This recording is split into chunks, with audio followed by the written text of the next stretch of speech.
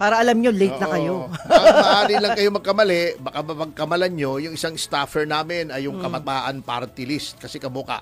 Pero yun ang maaari kayo magkamali doon. Ganon. At saka makakalain yung si Mang Fred ay si Alcusi. Yan, doon kayo talaga, maaari magkamali. Ito pa isang pagkakamali.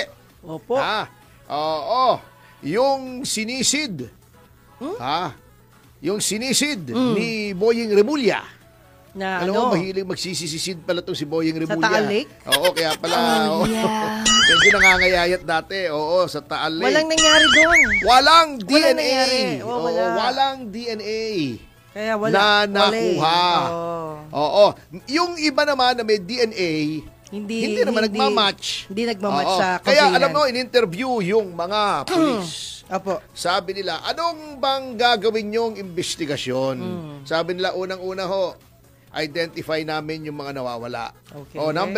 Sabi ng reporter, dadive ho kami sa Taal. Kukunin, titingnan namin kung may mga buto ron. Grabe. Oo, nakakita naman sila, mga liliit na mga buto. Oo. Buto! Oo, nakakita sila. Opo. Tinignan nila, walang DNA. Tinanong sila nila, nung nakita nyo walang DNA, anong susunod yung gagawin? Di DNA po. Ay, wala nga DNA, hindi po DNA. Ano yung DNA? Di namin alam. DNA. Oo nga, di namin alam. Ayos ka, sir. Bakit walang special effects na tawa? Nakatulog yata yung tech natin, Ayun. Joke yun! Kahit ulit. Katawa, kahit ulit. Yun!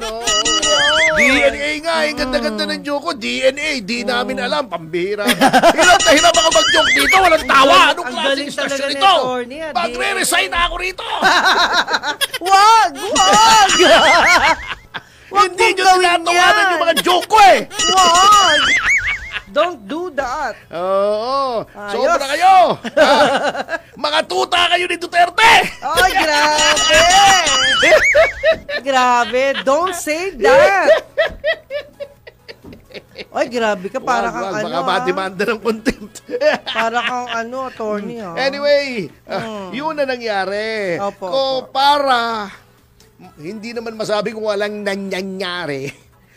May inaresto silang 2 tao. Ayun. Yun, para may maibida naman sila. Yung isa, ginagamit daw yung ATM na doon, yung ATM na yun, pagmamaari, noong missing sa Bungero. Hindi natin alam kung napulot lang niya yun, pero inaresto siya. Yung isa naman, nakita sa CCTV, kasama nung missing sa Bungero. Bago nawala. Hindi naman natin alam kung nagtanong lang kung anong oras yun, o nagpasindi ng sigarilyo. Basta nakita ka kasama nung missing sa Bungero. Ikaw ay aarestuhin na. Naalala ko nung araw yun kay Mayor, dun sa Kalinga, Apayao, no? I was invited, di ko alam, pakakantahin ako. Pinakanta ako sa gitna ng sabungan. Dun talaga sa arena. Ganun ba? Opo, hindi ako marunong. So, nasa bakery ka? Pinasok ako, Sabi mo, arena. Di ba sa bakery, maraming arena, minamasa yun, bago nagiging okay. Doon sa mga manok. Ayaw mong limanawin, sabi mo, first time arena kong pumasok sa loob ng naglabang manok. Ayun. Nagulat lang ako kasi bakit doon ako kakanta sa gitna? Sabi ko, Mayor, ba't dito ako kakanta? Sabi niya, hindi, dyan talaga ang kantahan namin. Pinaka-stage na namin yan. Yung rueda ang tawag doon. Para may kulungan. Ako dati kasi nagsasabong din. Kaya lang, nung nabautismuhan na ako, ayoko siyempre kasi tayo'y naliwanagan na sa mga sinasabi. Kaya buti na lang hindi na ako nasasabong. Kung nakita akong kasama ng missing sa Bungero, kamote na naman ako. Hindi, investigation lang naman. Anyway, at hindi lang yan, attorney, marami tayong magagandang programa na nakikita sa ibang bansa na sa tingin ko pwede natin gayahin. Kaya lang sabi mo nga, paano kikita mahirap gayahin. Kita mo sa ibang bansa, pinagagarantiyan nila sa kontratista. Guaranteed lahat sa Singapore. Yung ganun. Dapat yan hindi masira sa 10 taon. Yun. Paano mong igagaranti rito sa Pilipinas na yung kalye hindi masisira sa 10 taon? 9 na taon lang ang term ng lahat ng congressmen. 3 years, 2 re-election, di ba? So, first election, 3 years, second election, 6 years, 9 years. So buong termino nila, hindi sila kikita. Kasi hindi nasira yung kalye. Dito nga yung hindi sira, sinisira para lamang masimentuhan ulit May magandang news dyan, attorney. Ganito ang gawin nila. Lahat ng merong budget na maitatabi na mas malaki, bigyan ng bonus yan. Ganun dapat. Hindi na kailangan yung bonus. Ano yung bonus mo? 10%? Gusto nila 40%. Ikaw naman, Ay, ganun. Ano yung 10% sa 40%? Di ba sabi ni engineer, ni architect Palafox, ito ay private person ito. Yes. Wala namang interest ng manira ng gobyerno. Opo. Siya nagsabi on record, walang masyado, hindi ko naman sinasabing wala. Imposible namang wala, Opo. Hindi ganong katindi ang korupsyon ng panahon ni Pangulong Duterte. Ngayon daw, kaya nagkakanda puwet-puwet. Yung mga... Loko-loko. On record, sinabi niya napakalaki, 40%. Pag ganun daw talaga, architect ito, expert ito.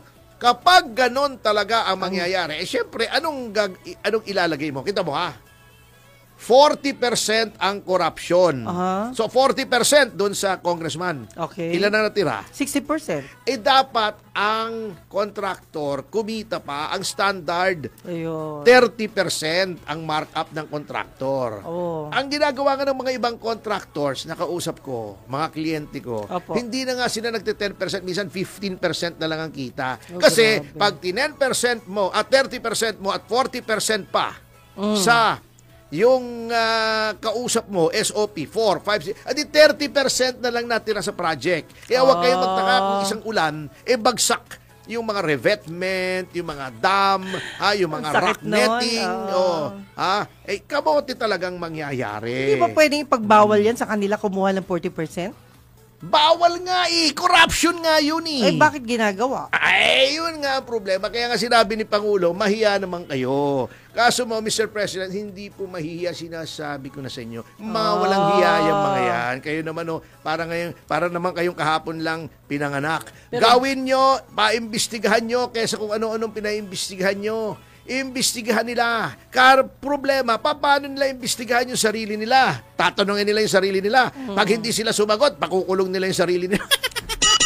Pero Tony, Pangulong Marcos mukhang sincero naman.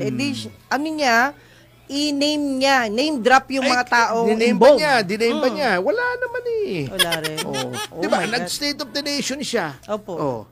Kung ikaw ang chief executive, hawak mo yung Department of Justice, nasa ilalim ng Department of Justice, ang National Prosecution Service. Ba't hindi mo pa imbestigahan? Anong ginagawa ng National Prosecution Service? Lahat ng kalaban ng gobyerno, yun ang iniimbestigahan. Sumisisid sa taal, yun ang ginagawa ng National Prosecution Service. Di ba? Yung mga vloggers, iniimbestigahan ng NBI. Nang-aaresto ng walang warrant ang NBI. Yun ang ginagawa ng National Prosecution Service natin. Yung mga nagsasalita laban sa gobyerno, yun ang demanda. Kaya napaka-ipokrito ng mga nagdedepensa doon sa mga dinemanda namin for contempt. Bakit? Wala na bang freedom of expression?